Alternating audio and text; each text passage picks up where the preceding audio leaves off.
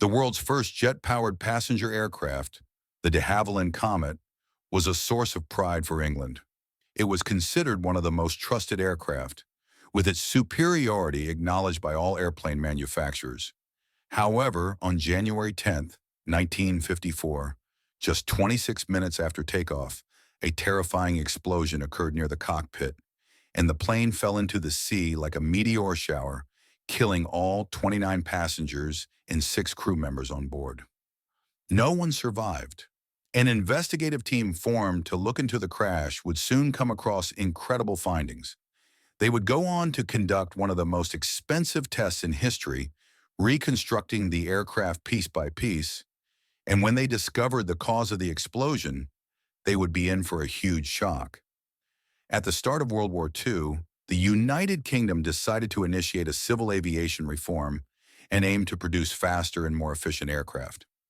Unlike American airlines like Douglas DC-3 and others who stuck with traditional designs, England was pursuing more innovative and modern ideas that could overshadow American planes. One of those ideas went back to Henry Coanda, who in 1910 created the world's first jet-powered plane. Jet engine designs, which advanced rapidly during World War II, were initially used in military aircraft. The idea of using jet engines in passenger planes was first proposed by the British government on December 23, 1942. This project remained shelved during the war years, but was finally brought to life in 1946. Jet-powered aircraft could fly much faster and at higher altitudes than propeller-driven planes. The question was, what if we mounted jet engines on a passenger plane? Initial research showed that jet engines would consume more fuel and have less thrust. However, at 12,000 meters altitude, reduced air resistance would allow fuel consumption to stay within acceptable limits. After 3 years of R&D, the de Havilland Comet made its maiden flight on July 27, 1946.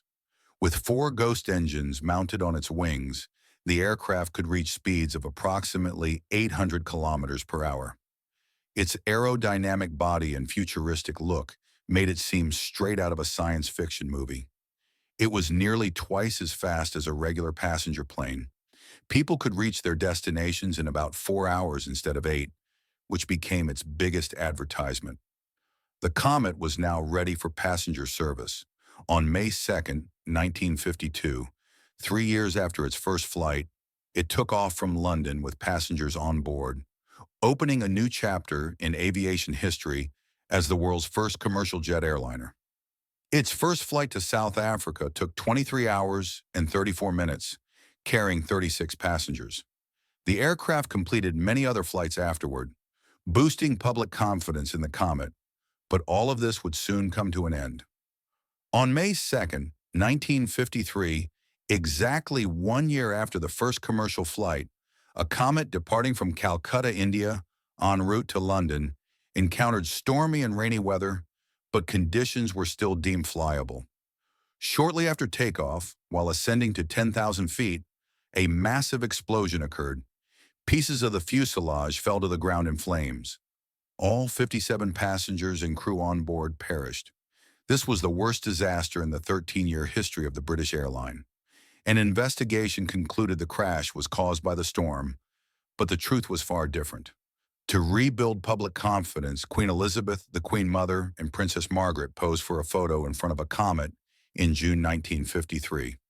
2 months later, on August 27, the new Comet 2 was introduced, with 46% more thrust and increased passenger capacity from 36 to 44. Despite everything, the Comet 1 series continued flying. Everyone believed the crash was weather-related, but the real problem was the aircraft itself. On January 10, 1954, 29 passengers boarded a Comet flight to London. The weather was clear. Flight BOAC 781 departed Rome at 10:31 a.m. and began climbing to 11,000 meters. Most passengers, flying at that altitude for the first time, were struggling with the pressure. Yes, at that time, smoking was still allowed on planes, and passengers were calmly relaxing, but none of them would make it to London. At 10:51, the pilot was in radio contact with another aircraft when suddenly the communication cut out. The comet broke apart in midair and crashed into the sea near Elba Island. Local fishermen witnessed something engulfed in flames falling from the sky. At 11:15, the control tower received word that a plane had crashed near Elba Island. The fishermen reached the crash site and encountered a horrifying scene: lifeless bodies and personal belongings floating on the surface. Back in England, relatives waiting for passengers grew anxious. Soon, the flight information for BOAC 781 was removed from display boards and the crash was confirmed. Only 15 bodies were recovered. No one survived. The disaster made headlines worldwide. Was this pilot error or a design flaw? Could it have a